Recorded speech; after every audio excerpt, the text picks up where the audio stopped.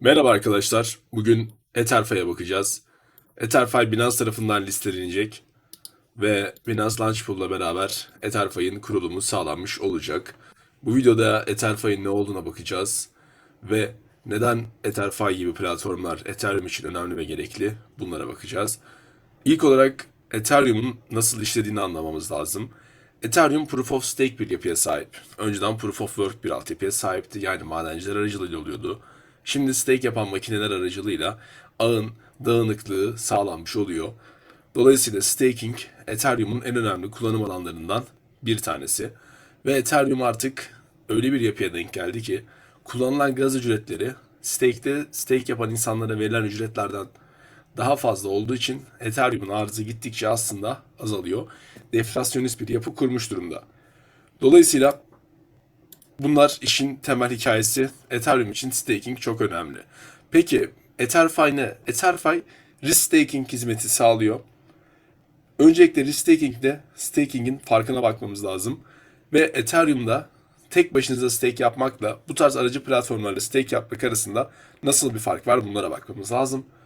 Öncelikle Ethereum üzerinde direkt olarak siz stake yapmak istiyorsanız, paranızı direkt olarak Ethereum'a kitleyip bu ağ üzerinde onaylayıcı olmak istiyorsanız en azından 32 tane Ethereum'a ihtiyacınız var.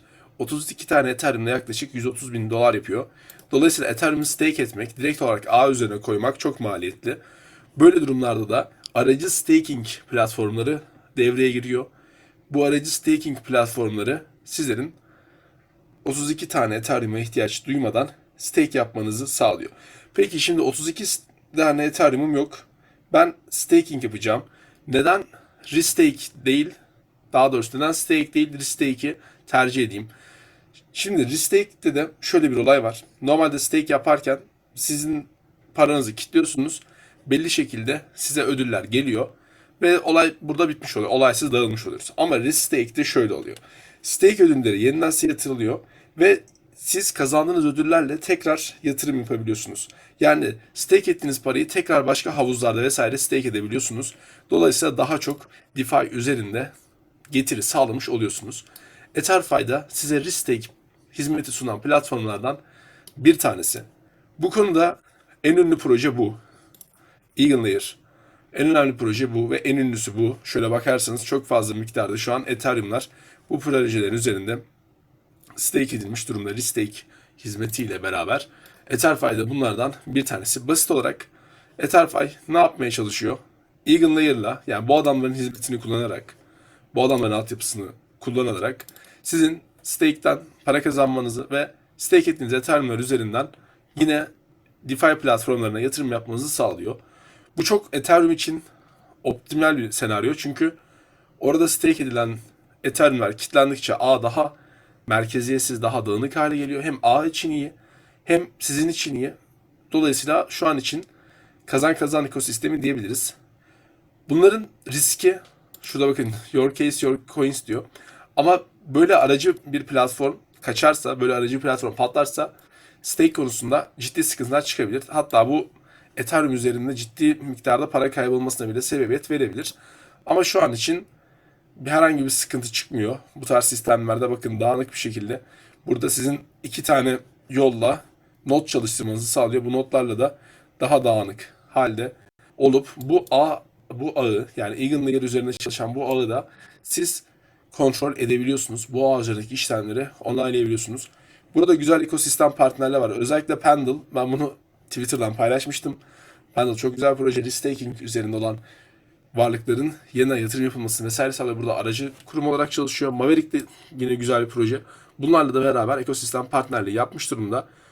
Şu an için proje hakkında konuşabileceklerimiz bu kadar. Şu Certic'ten aldığı rapor dönemi. Certic raporu gayet iyi bir şekilde çıkıyor Etherfi'nin. Ki zaten bu tarz platformlarda çok yüksek olmak zorunda ki belli bir güven sağlasın. Şöyle toplamış olduğu parayı yaklaşık 30 milyon dolar bir para toplanmış. 32 milyon dolar bir para toplanmış. Bu da olumlu.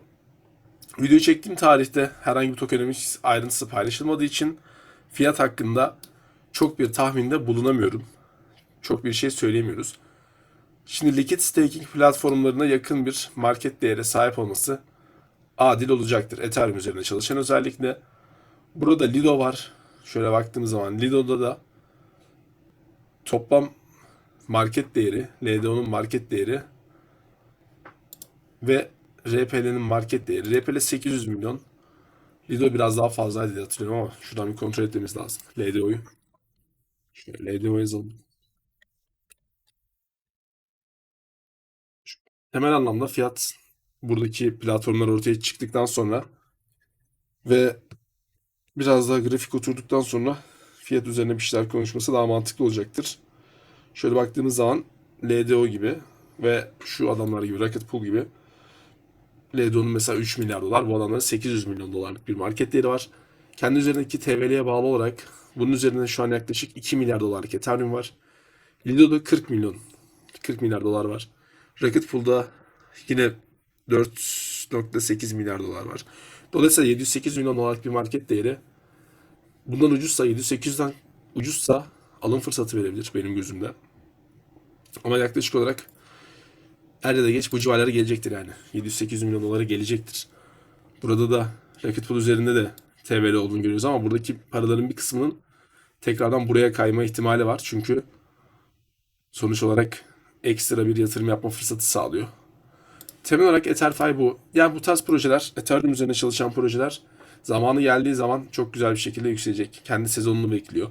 Şu an için biraz daha arka planda kalmış durumda. Daha çok yapay zeka, meme coinler ve oyun projeleri güzel bir şekilde yükseldi. Dolayısıyla bunlar da illaki yükselecek. Kendi sezonunda başarılı olacak projelerden bir tanesi gibi duruyor. Bu videoluk bu kadar. Video izlediğiniz için teşekkür ederim.